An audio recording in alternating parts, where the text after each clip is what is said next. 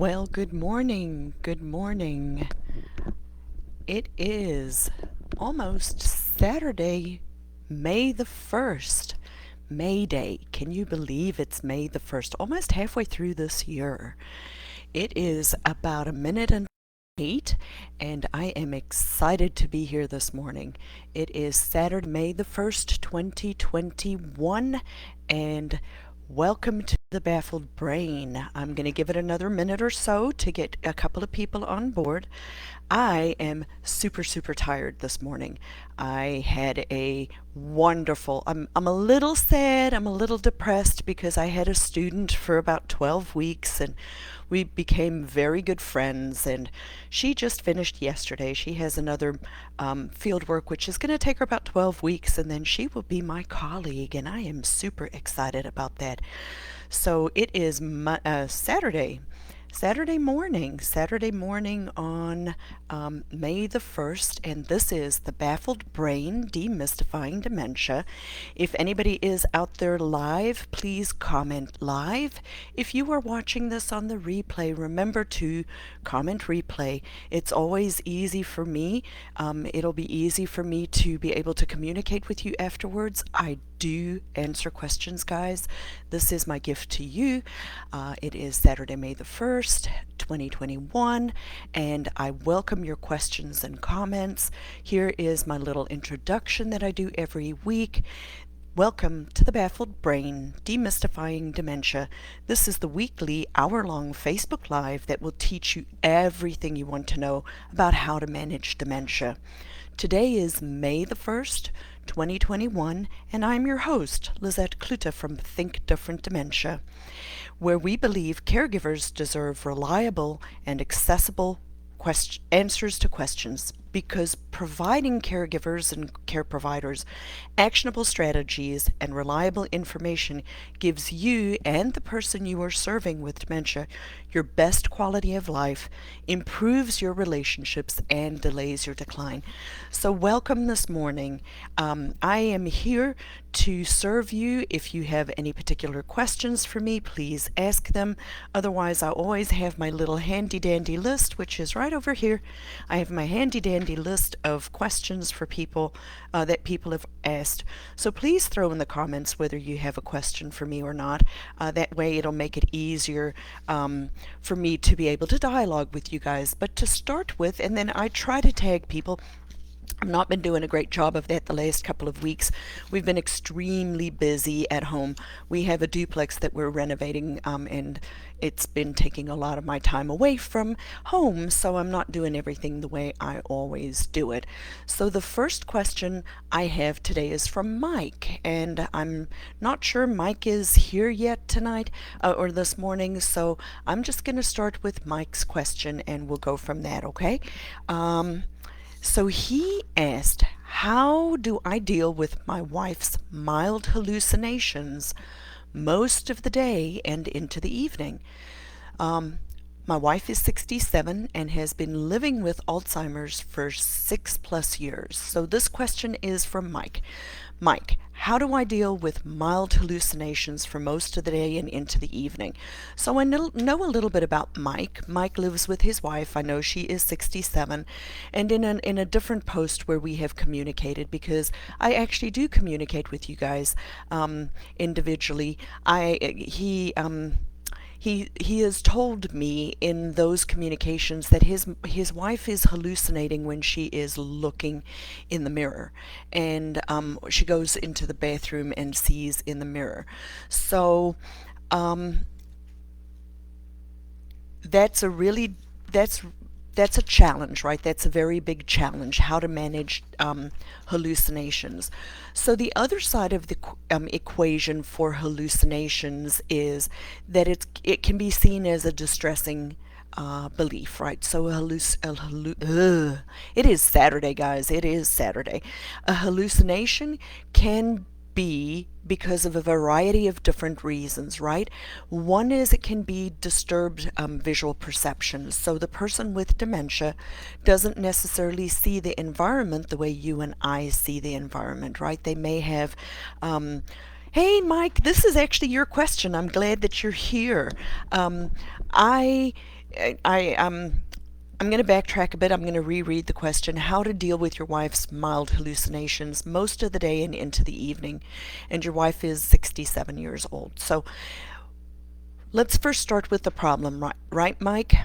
It can be because of visual perceptual disturbances. Visual perceptual disturbances include everything that we do to perceive our environment, right? Um, so it can be things like dark or unwelcoming environments. It can happen when people have physical conditions going on, like a urinary tract infection, fever, pain, constipation, dehydration. Hallucinations can be the side effect of medications, so you need to check into your wife's medications and see if hallucinations are actually a side effect of her medicines. One way to do that, Mike, is to actually call the pharmacist and ask that question. So definitely don't forget about the pharmacist. It can be too much noise or activity going around her. It can be because of unfamiliar people or disruption of routines. So these are some reasons why things can occur. Now, I know that you mentioned that your wife's hallucinations frequently happen in the bathroom with the mirror, and that she is talking to herself in the mirror. So at a certain point in a person's dementia journey, they will get to the point where they don't actually see the mirror. They can, so your wife is still able to recognize that there is a person in the mirror. She may not recognize that person is herself, but she still sees a person in the mirror. So one of the things that you can try is observe when she goes into the bathroom with the mirror, right? I want you to say to her, honey, go brush your hair. And see if she'll pick up the brush and look at herself in the mirror to brush her hair. And then let me know later on if she's actually still able to do that, because that gives me an idea of what level of trouble your wife is having, what her level of impairment is. And so a couple of thoughts or suggestions are, as long as it's not bothering her, don't stress out about it too much. If the looking at the if what she is saying in the mirror might be bothering you more than it may be bothering her. So don't worry about it too much if it's not bothering her. Now, if it's bothering her, that's a separate conversation, right? Because I don't want it to be bothering her. If it is actually bothering your wife, we need to look at, what is triggering it. So if she's not hallucinating, any other space other than when she's in the bathroom with the mirror, you might want to consider closing up the mirror and seeing if that decreases her hallucinations, because she may not be able to distinguish between that and what's going on anymore. So that's one way to try to do it. Remember, you want to simplify. You want to simplify how you communicate with her. Remember not to argue with her, Mike. It doesn't help saying to her, honey, there's nobody there. Or, honey, that's you in the mirror. That's not gonna help. It doesn't help reasoning with her about it. She's not going to necessarily understand that. Sometimes she may, like in a little bit of a window of opportunity, she might actually be able to say, oh, that was me, right? But if she truly doesn't understand that's herself, then don't worry about it. Just provide her reassurance and validate to her, yes, there's someone in the mirror, honey. Yeah, look, there's someone there. Yes, you see them. Especially if she's talking to herself in the mirror, if she's actually having a conversation. Don't rationalize. You want to try, if it's fearful for her, that's the part I'm more concerned about, right, Mike, is if it is making her afraid. So if it is making her afraid, you want to maybe consider, like I said, closing up the mirror. If the hallucinations are happening in other parts of the house, you may want to start to look at environmental factors. Are there environmental factors going on? Is there a lot of clutter? Is it too much visual information coming at her? Is Are the hallucinations always happening at a specific space in the house? Are the hallucinations always happening at a specific time of the day? All of these kinds of pieces of information are things that you need to be writing down. So I always talk about a dementia diary, right? So it's a good, or a behavior diary, whatever you want to call it. I would love for you to write it down and try to be specific, very specific. The more specific we are about writing down behaviors and when behaviors are occurring or when they are not occurring. So remember, there are two sides to the coin, right? Behaviors, so we're talking about hallucinations this morning. So behaviors, English, the hallucinations are two sides of the coin, right? So, or the behavior is the hallucination. They're two sides of the coin. When it happens and when it doesn't happen. So when I want you to write down when it is happening and be very specific: time of day, who's there, environment, circumstances, what's happened before, right? The before, the during, and the after. Or the trigger. Sharon is talking more to herself, whether in the bathroom and other places. Her hallucinations seem to be happening even when she's happy. That is entirely a fact. And so when I have people that I'm working with who have hallucinations, Mike, probably the best question to ask her is, does it make, ask her questions about the hallucinations. If they're not scaring her, they're probably bothering you more than they are her. If they're scaring her, if they're distressing her, that's when we really need to have an intervention in place, right? As long as it is not necessarily distressing her, we need to find strategies for you to be able to cope with it. Because if it's distressing you, then we need to think about how to take care of you. If they're not distressing her, if her hallucinations are happening even when she's happy and they're not distressing to her, don't stress over it. You can, like I said, it can be caused by medication, right? If they're happening more frequently, it could be that part of her brain is now impaired, and that may be something that's there for the rest of her life. When they're disturbing to her, that's when I feel it's something we need to be talking about more. Medication can have a side effect of hallucinations, but there are also medications that can that there can be hallucinations that there's medication that can help for hallucinations. So start with that, Mike. That's where I'd like you to start. Always remember too, and I don't know what the case is in your house, but the television can make people who hallucinate actually hallucinate more.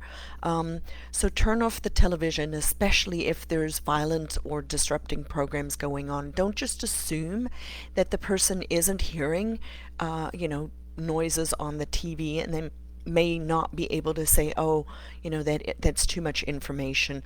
So try to consider keeping the television off, or okay, so that they don't, but she gets a bit angry and upset. Okay, so try to distract her from these distressing beliefs with simple activities, routines that are engaging to her, but not too many things at the same time. And if she gets angry and upset, try to distract her. Try to give her something else to do. But remember the goal of those activities, Mike, because it sounds like, from what you're describing, Sharon's already in the moderate to severe process. The goal is participation. The goal is not product. So we want her to be engaged in the activity, but we do not want her to be frustrated by the activity. So keep those strategies in mind, and do let me know, Mike. Do let me know how it goes. Try a couple of these things. If they do not work, remember, I am available for consultation. I can only answer these in generality. I cannot answer them specifically. There are very specific things that can be triggers that, because because we're just talking in generalities, I don't know.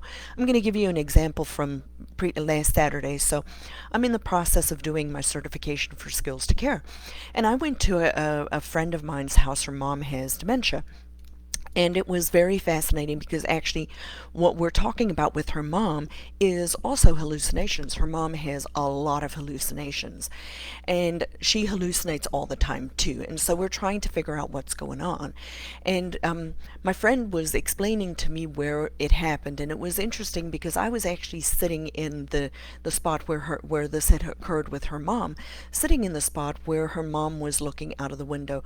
It was a social situation. Where she had visitors, and they were celebrating somebody's birthday, so there was a lot of activity going on. And her mom started to hallucinate, seeing people outside the window, and she was facing the window. There were people outside the window, and they were very disturbing to her, extremely disturbing to her, and it bothered her immensely. And she was getting more and more worked up, which then got my friend more and more worked up. And she was getting, the whole situation was going to hell in a handbasket, right? So what my friend's brother-in-law did is he got up from the table and went outside and spoke and literally went to speak to these people who were distressing his mother-in-law outside. Yeah, I'll get to Lisa in a second. To go, and he stood there, a big loud Italian guy, and said, you're not allowed to be here, I want you to go away, what are you doing here, etc., etc. And finally came in and said to mom, they are moving, they are going away, they are not going to be there anymore. But what was interesting to me is, as I was sitting there looking, the light was coming through the window, and they have sheer curtains with patterns on, and the trees are moving in the background, and I'm like, that looks like people moving. And I told my friend this, and she's like, you're right. And so one of the strategies we came up with is, if mom goes into that room, is not to sit facing that window, to have her facing in so she cannot see those. We'll see if it works. Now to Miss Lisa. Lisa, welcome. Vince, welcome. Glad you guys are here.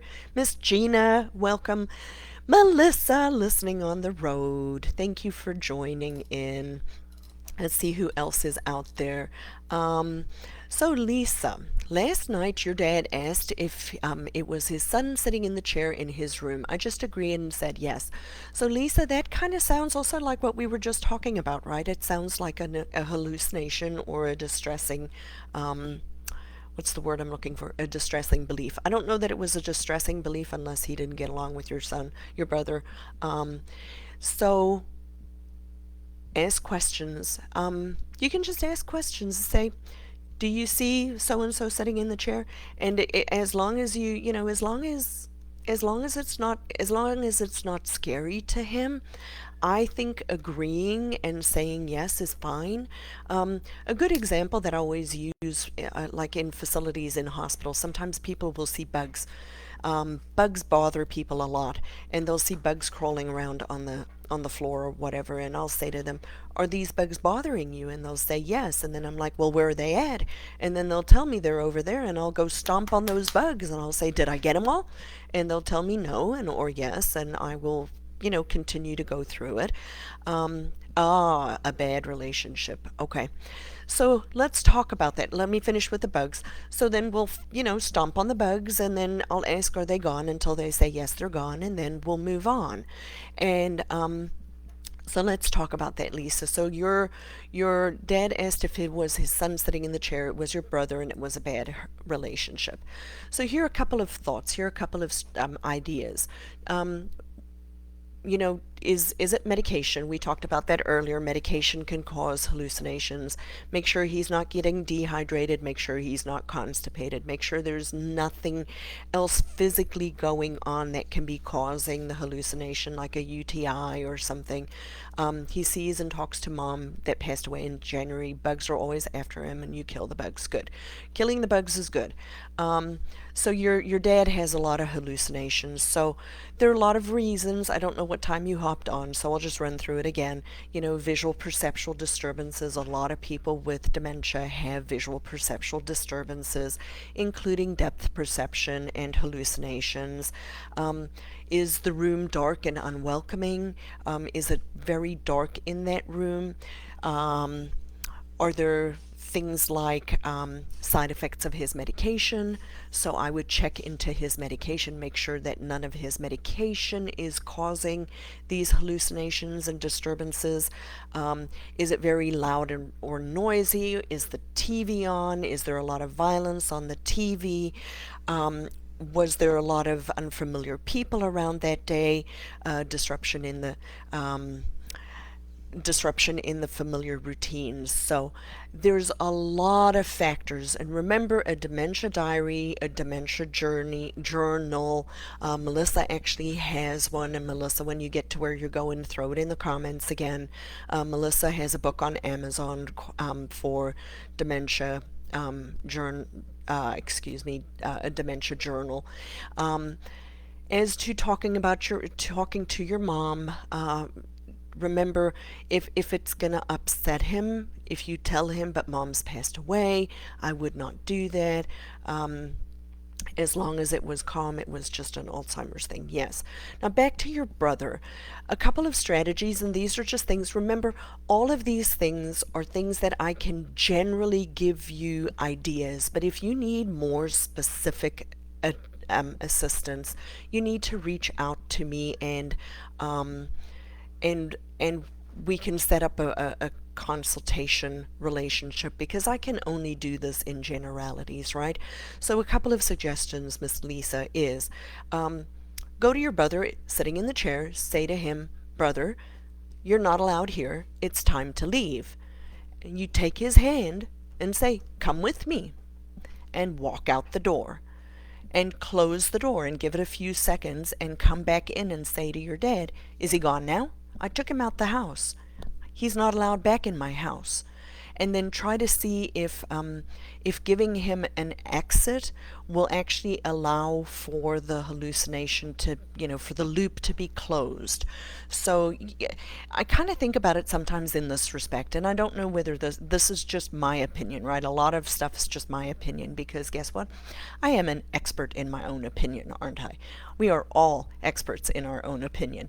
But one of my opinions is, you get a song stuck in your head, right?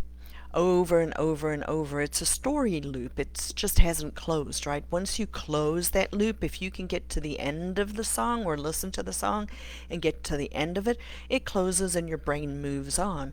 So sometimes I think our loved one with dementia, their brains are in a loop. And so he's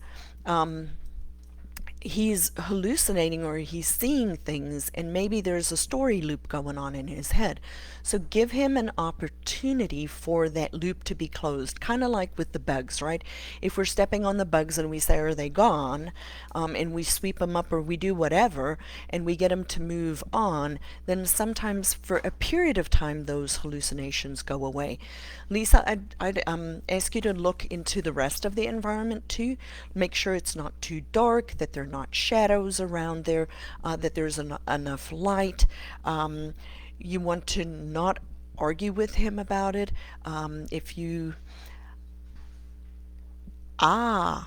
Okay.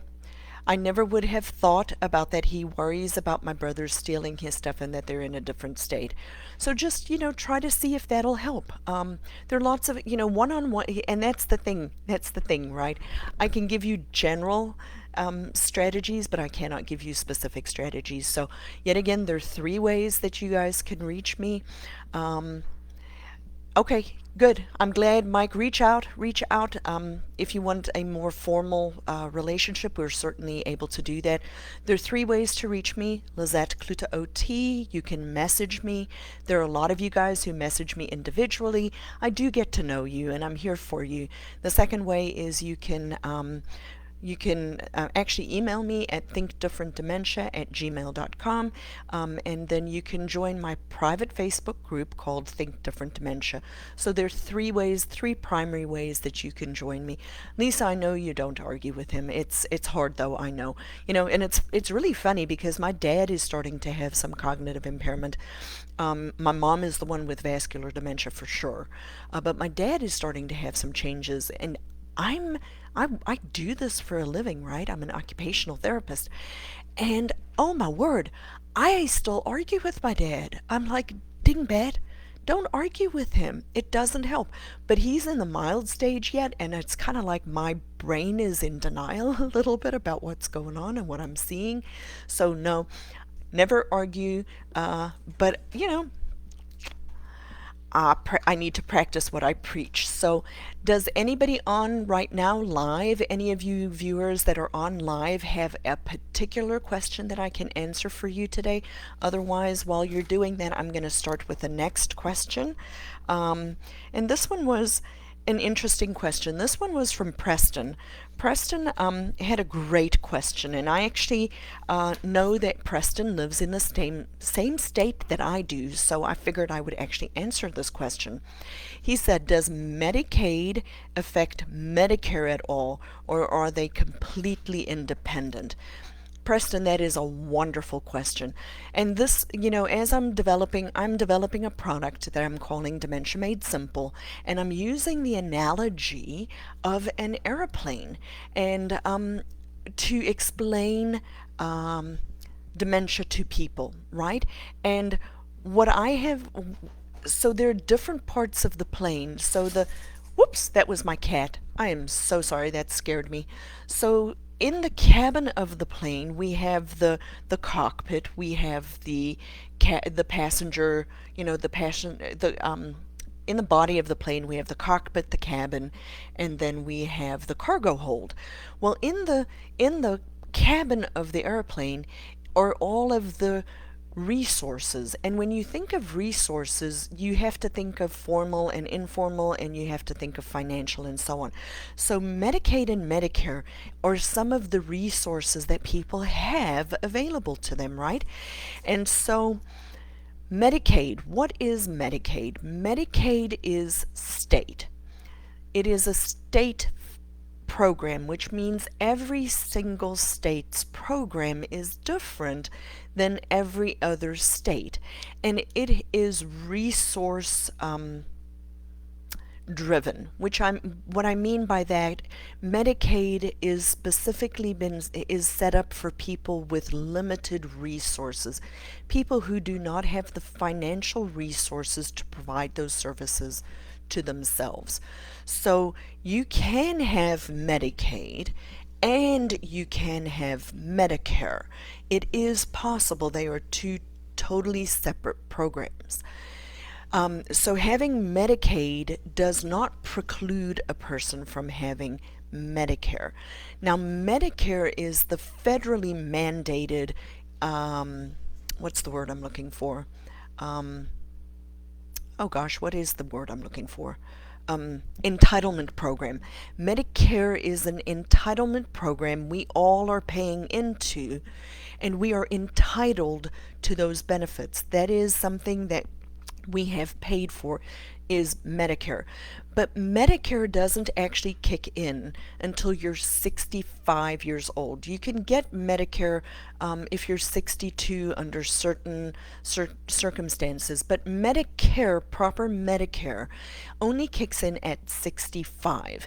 Some people take an early distribution of Medicare at 62, and then you have Medicare Disability.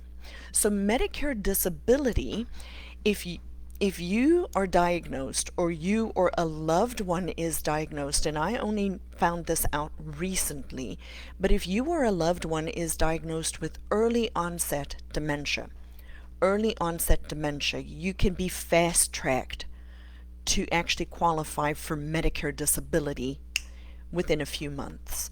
So that was something I honestly did not know. I only found that out recently. And Melissa, if you're still on here, I don't know if you know that or not. But if you are diagnosed with early onset dementia, you will automatically or almost automatically qualify for Medicare disability. Now, Medicare disability is a totally separate beast of Medicare proper. They're different animals, right?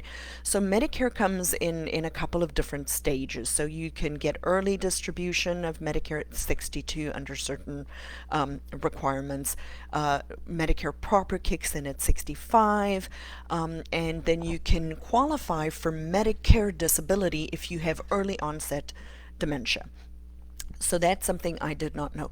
But Medicaid is state specific, and Medicaid is income based. So depending on each person's natural financial resources, whether or not you will qualify for Medicaid, and they are state specific. So here's something I want listeners to think about. If you have a loved one who is, and we actually did this ourselves, we did this in my family. I woke up a little late for this, but I still went ahead and did this on the off chance that my parents are around in 5 years, right? My parents immigrated to the United States in their early 60s and from South Africa. We're from South Africa originally, and they are asset rich. They are cash poor, but they are asset rich, right? And what that actually means is they outright own a bunch of property, and they were living on that income, but they don't actually have money in the bank. But Medicaid looks at assets. Medicaid looks at your assets. So what we did, and I should have done it about 5 years ago, but I wasn't able to convince my dad to do this earlier. What we ended up doing is we went to an elder care attorney and we did Medicaid planning now, okay? Medicaid has a 5-year look back period. So from the time we did this, which was December last year, so December 21, 22, 23, 24, 25. So January of 2026, if my parents who are in their 70s, my dad is 75, my mom is 73, if 5 years from now, if my dad is 80 and they're still alive, they will qualify for Medicaid because we took those assets out of their name.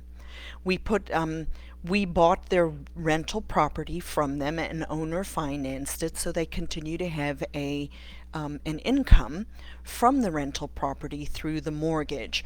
But Medicaid cannot touch that because it's a mortgage.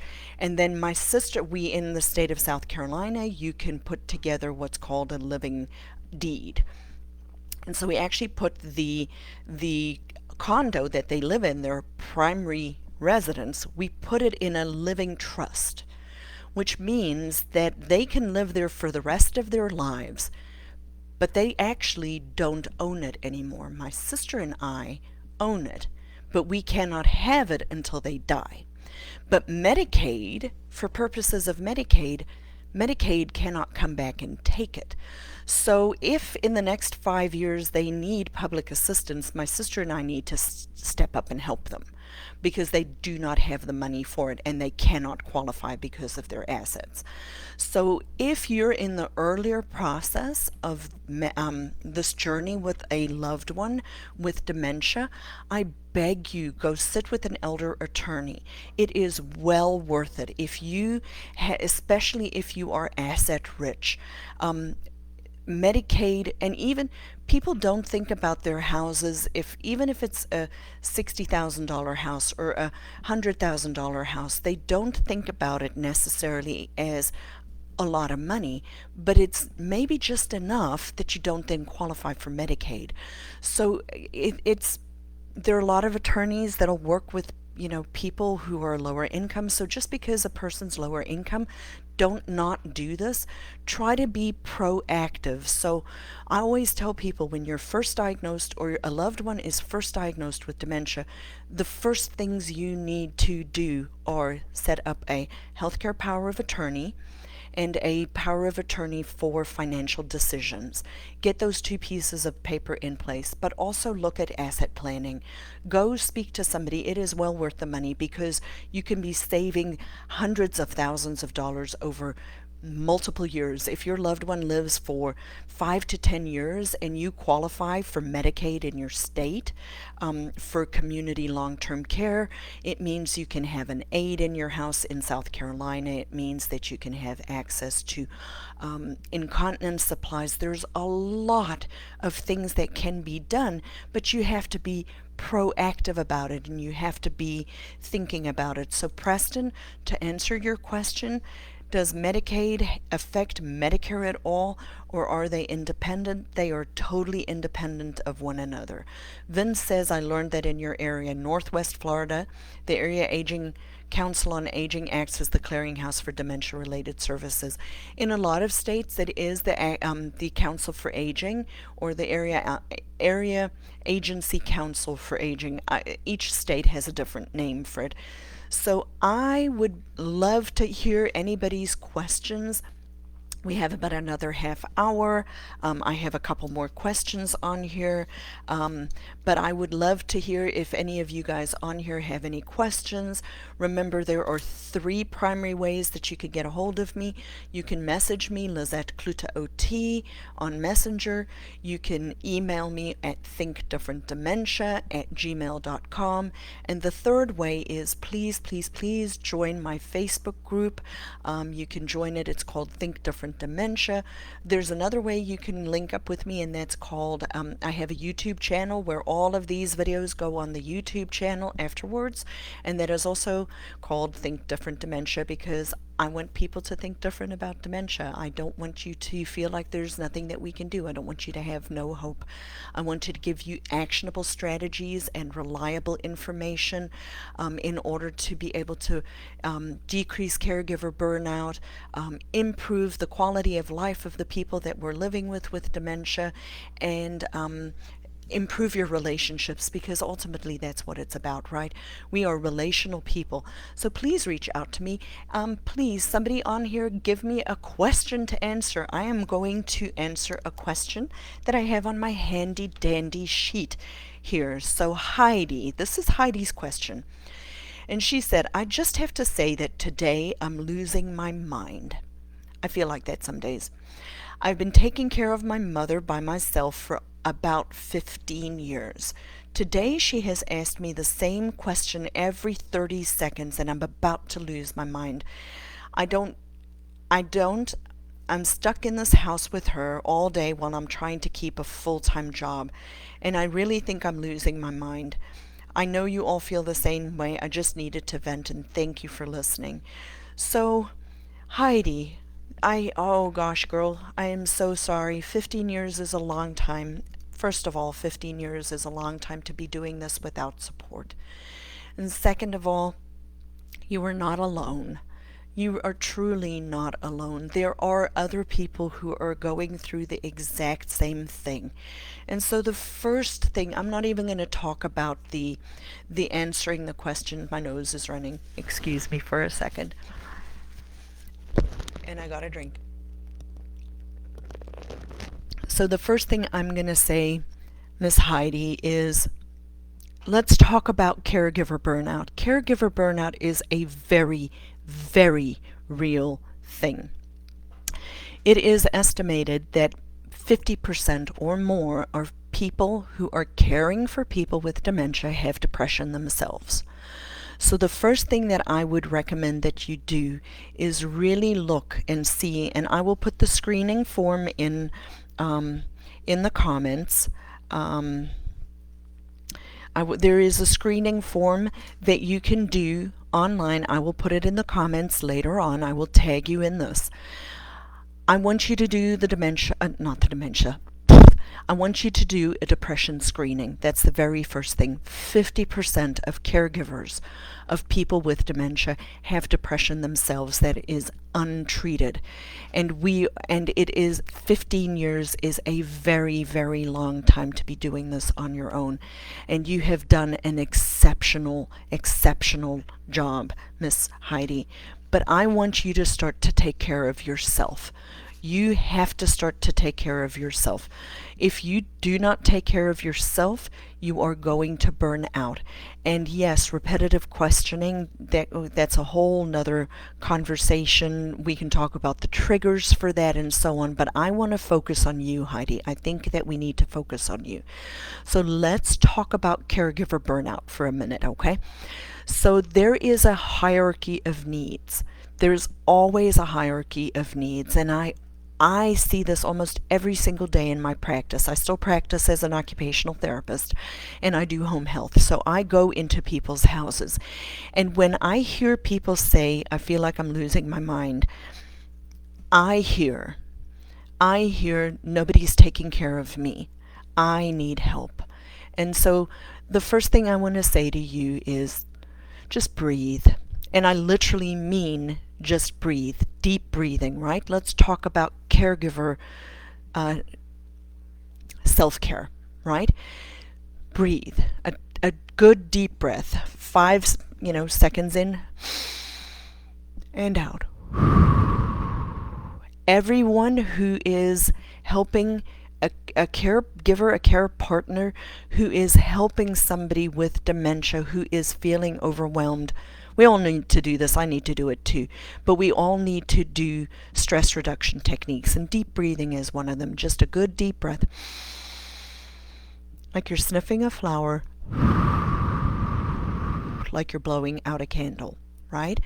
And what I want you to do, Heidi, is I want you to breathe, but I want you to anchor that breathing to an activity that you do routinely every single day. So I want you to breathe like when you go make your cup of coffee. Just stop for a couple of seconds and breathe. And out. Or every time you walk into a certain room, just five deep breaths, Heidi. So start with that. I want you to do that for me. And now we're going to talk about the hierarchy of needs, right?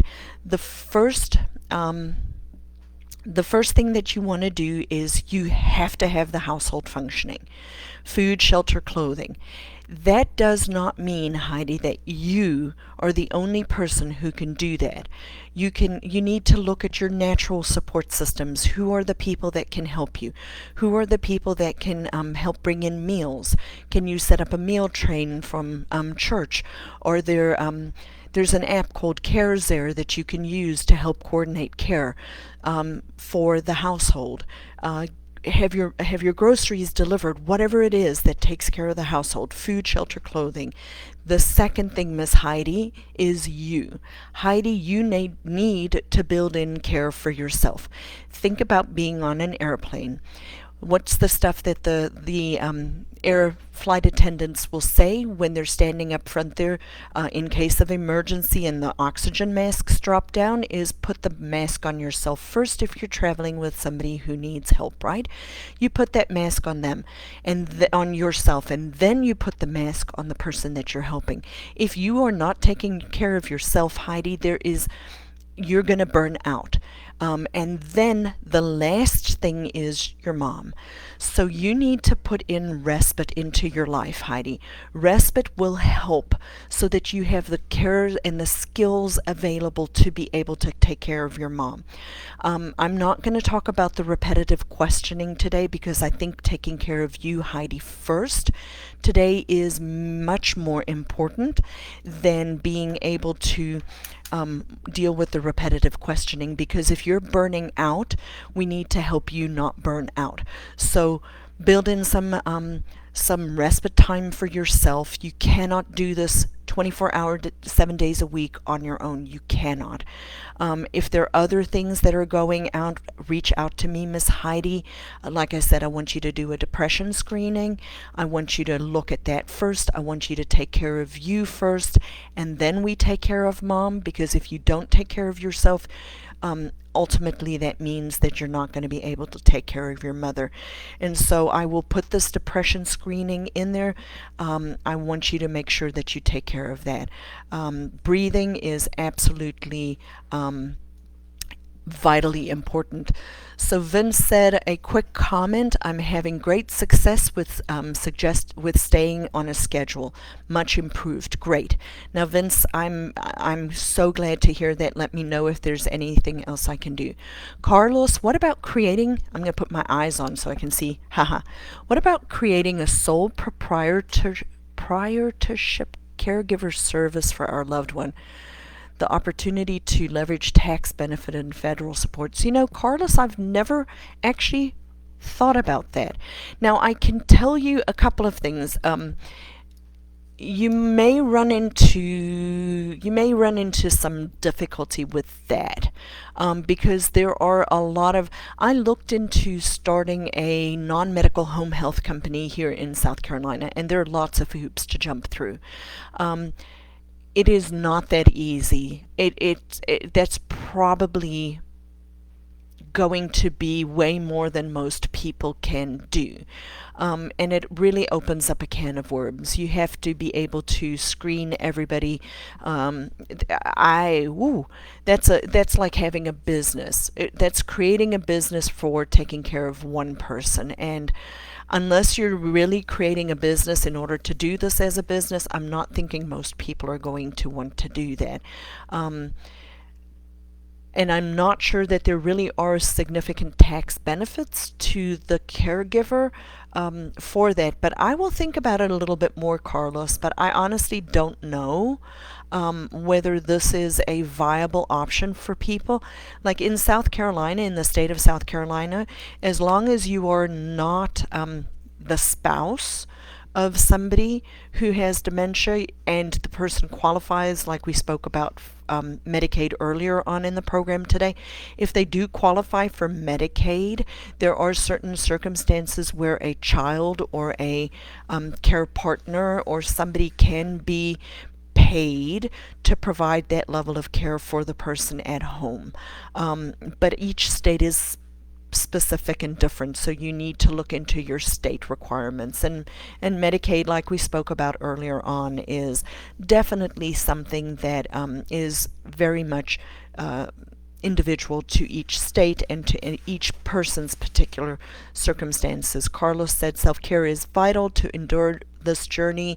Thank you for reinforcing breathing. Breathing and stress reduction is vitally important. Next week when I come, I think we'll talk about that a little bit more again. I didn't come prepared for that, but I think I will next week. So here was another question. Let's see.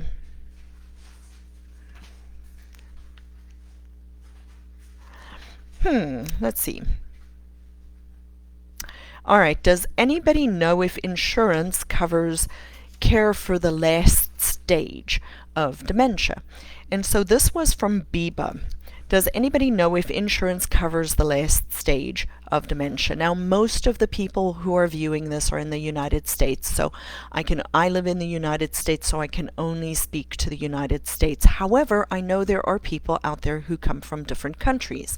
I know there are people who are from Australia who watch this, who are from South Africa, from the UK, all over the world. So I'm not speaking to the broader community. This is more for the United States.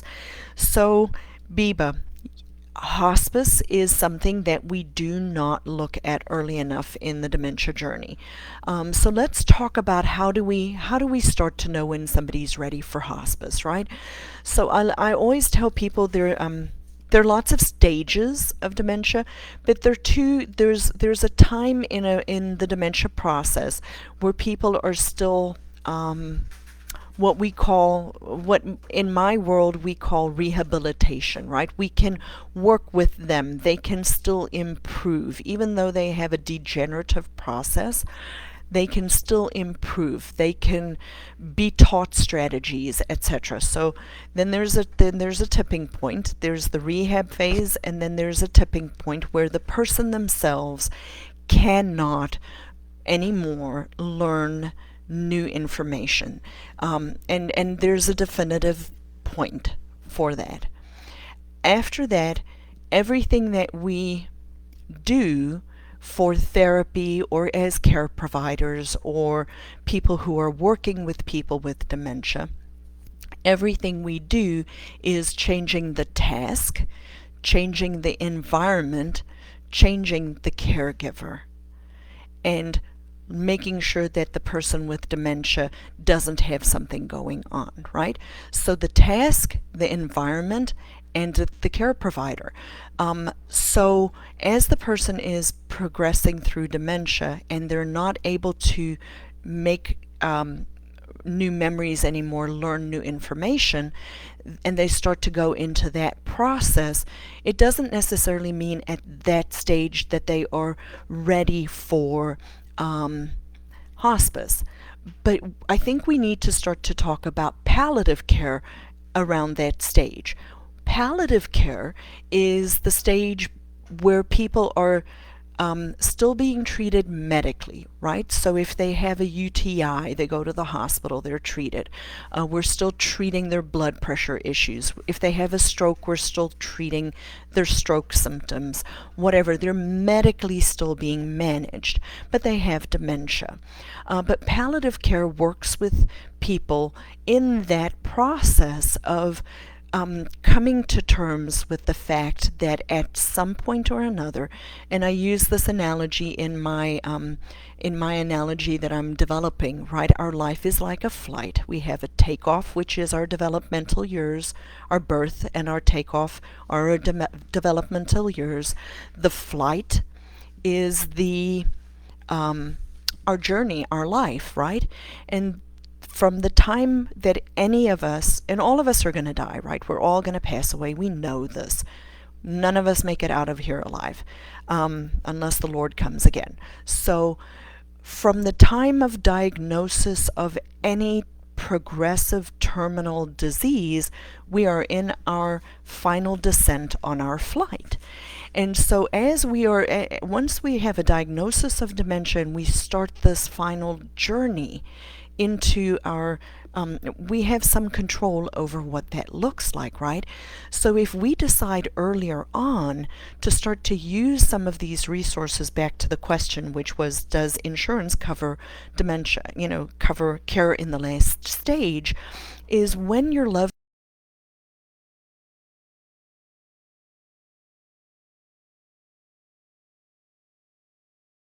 and we're still treating the medical stuff at this point, then our person that we love is continuing to progress through the stage.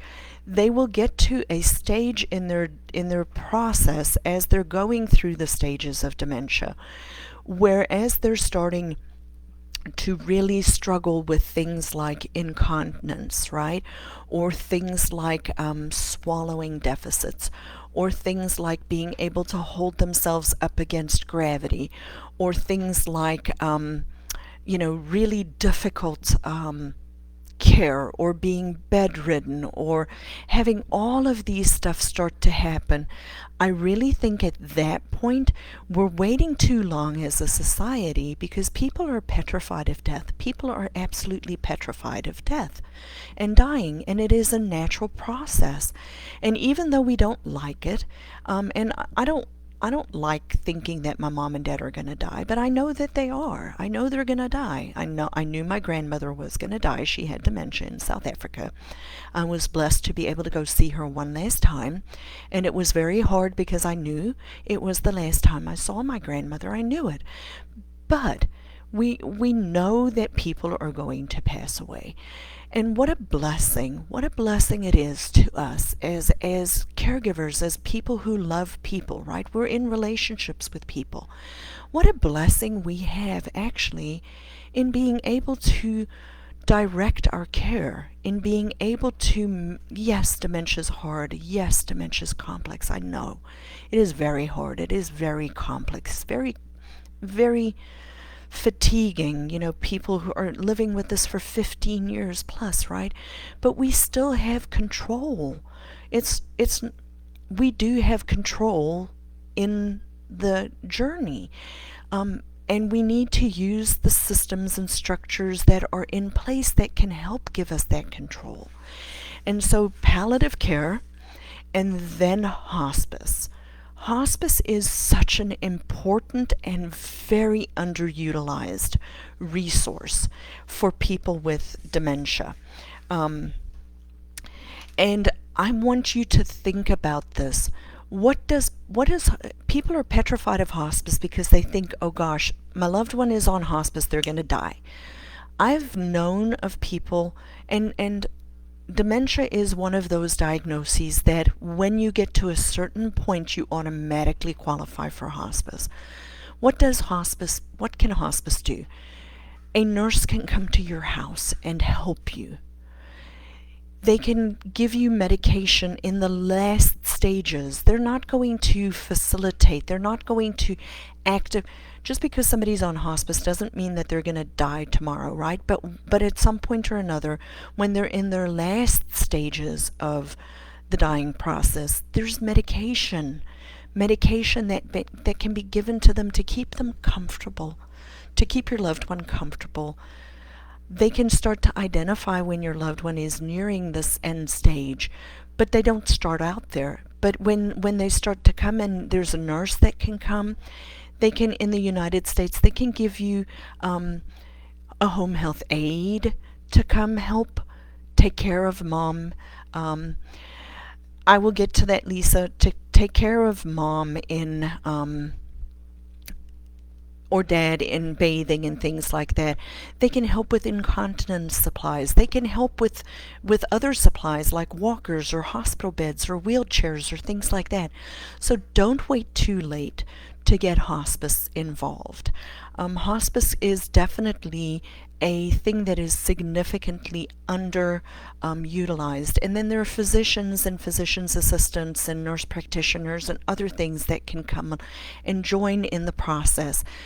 There are two types of hospice agencies. I just want to say this real quick before I answer Lisa's question. There are two types of hospice agencies.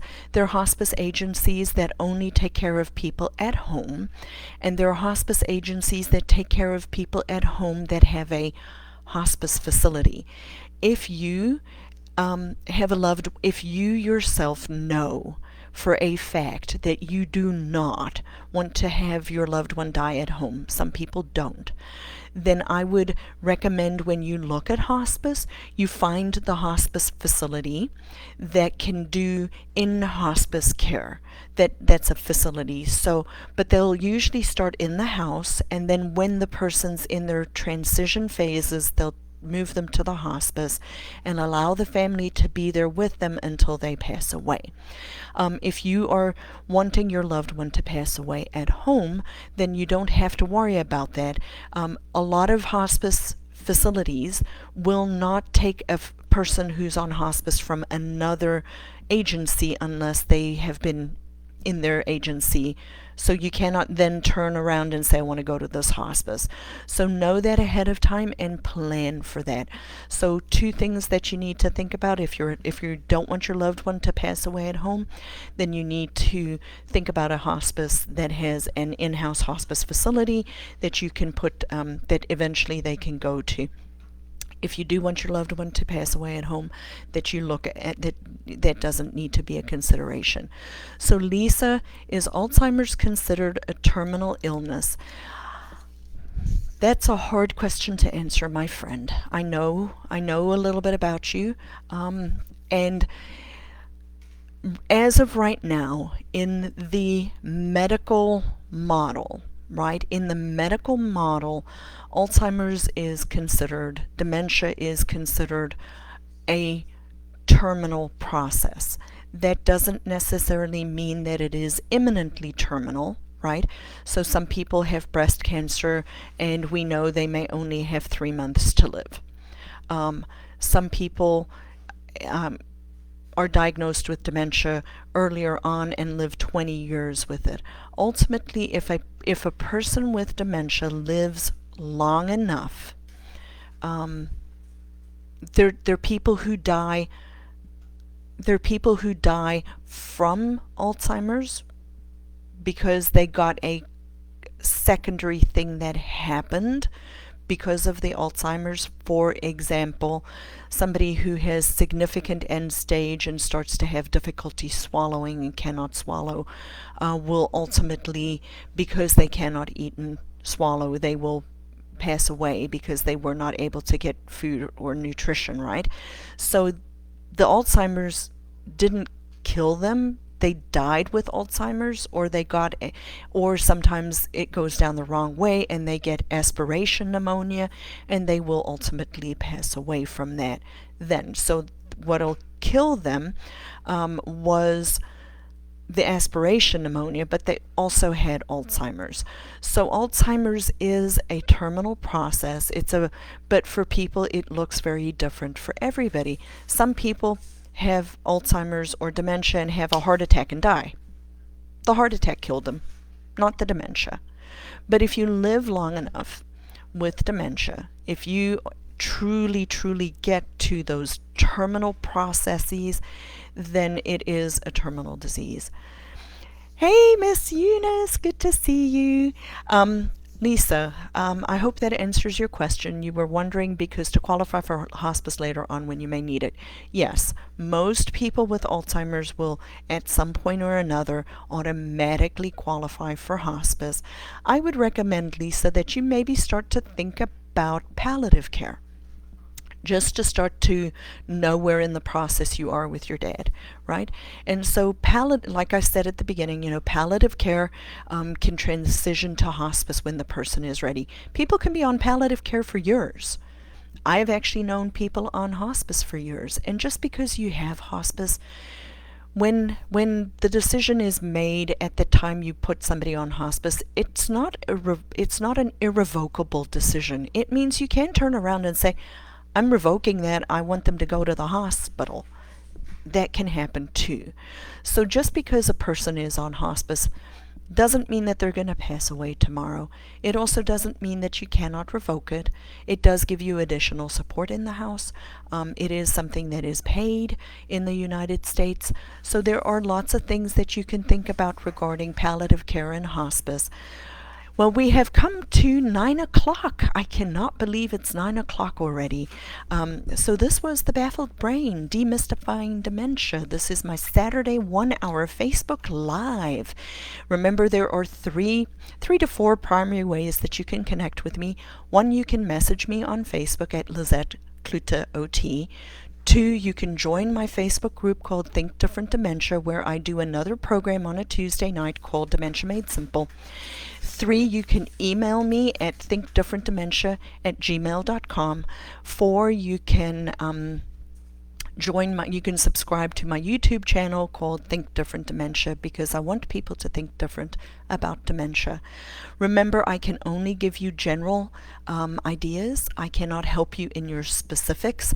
So if you're truly struggling specifically, I invite you to consult with me through my company, Think Different Dementia, and we can certainly dialogue about that.